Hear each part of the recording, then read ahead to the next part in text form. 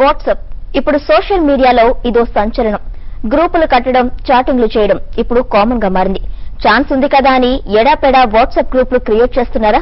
WhatsApp group administrator గా ఉండటం ఒక హోదాగా ఫీల్ అవుతున్నారా? అయితే జాగ్రత్త.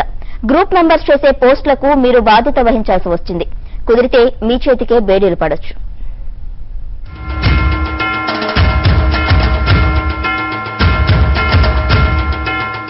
వాట్సాప్ ఇప్పుడిది స్మార్ట్ ఫోన్ వినియోగదారులకు స్వర్గధామం. సమాచారాన్ని పంచుకోవాలన్నా, ఫోటోలు వీడియోలు పంపుకోవాలన్నా ఈ మాధ్యమం చాలా ఉపయోగపడుతుంది. గ్రూపులుగా ఏర్పడితే సందడే సందడి. అయితే ప్రతిదానికి ఒక హద్దుంటుంది. ఛాన్స్ ఉంది కదా అని గ్రూపులు క్రియేట్ చేసి వాటికి అడ్మిన్ గా ఉండే వారికి చిక్కులు పెరుగుతున్నాయి. గ్రూప్ లో ఎవరు పుకార్లు సృష్టించినా, అభ్యంతరకరమైన మెసేజ్లు పెట్టినా అడ్మినిస్ట్రేటరే బాధ్యుడు. మహారాష్ట్ర లాతూర్ జిల్లాలో వాట్సాప్ అడ్మిన్ సహా 3 అరెస్ట్ అవడంతో ఇప్పుడు చర్చనీయాంశమైంది.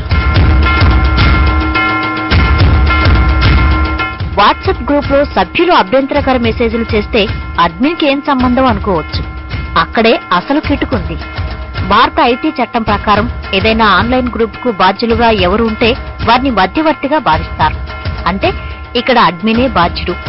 వాట్సాప్ లో పెద్ద సమస్య ఏంటంటే అడ్మినిస్ట్రేటర్ తన గ్రూప్ లో పెట్టే ఏ మెసేజ్ ను కూడా డిలీట్ చేయలేడు.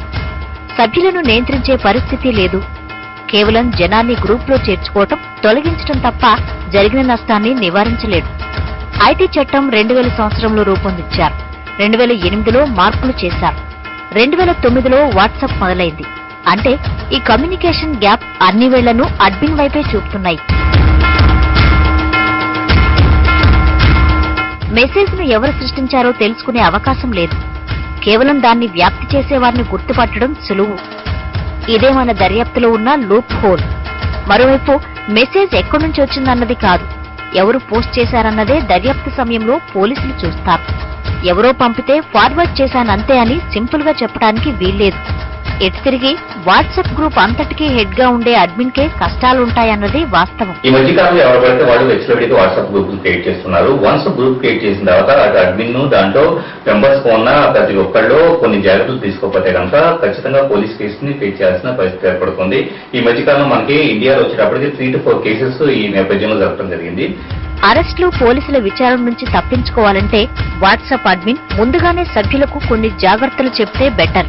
చట్ట వ్యతిరేకమైన, జాతి భద్రతకు ప్రమాదకరమైన, ఐటీ చట్టాలను ఉల్లంఘించే అభ్యంతరకరమైన పోస్టులను పెట్టొద్దని ముందుగానే చెప్పాలి. ప్రతి ఒక్కరికి ఈ విషయం తెలిసేలా చెప్పాల్సిన బాధ్యత అడ్మిన్దే. ఎవరైనా సభ్యులు పరిధి దాటి ప్రవర్తిస్తే ఆ విషయాన్ని పోలీసులకు చెప్పాలి.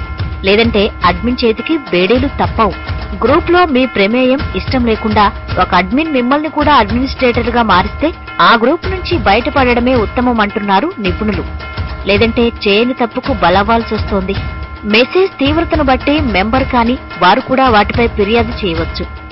విదేశీయులపైన చర్యలు తీసుకునేలా చట్టాలున్నాయి. సో వన్స్ వాట్సాప్ గ్రూప్ లో వచ్చేటప్పటికే అబ్జెక్షనబుల్ కంటెంట్, అది పోర్నోగ్రఫీ కావచ్చు, లేకపోతే కనుక వేరే వాళ్ళని దూషించే విధంగా, అంటే పొలిటీషియన్స్ ను కావచ్చు, లేకపోతే పబ్లిక్ ఫిగర్స్ ను కావచ్చు, దూషించే విధమైన పోస్టులు షేర్ చేసుకోకూడదు. అలాగే దేశ సమగ్రతకే దెబ్బతీసే విధంగా, అంటే కులాలు, మతాలు, ప్రాంతాలలో వైషమ్యాలను తెచ్చగొట్టే విధమైన పోస్టులు వాట్సాప్ గ్రూప్ లో షేర్ చేయకూడదు.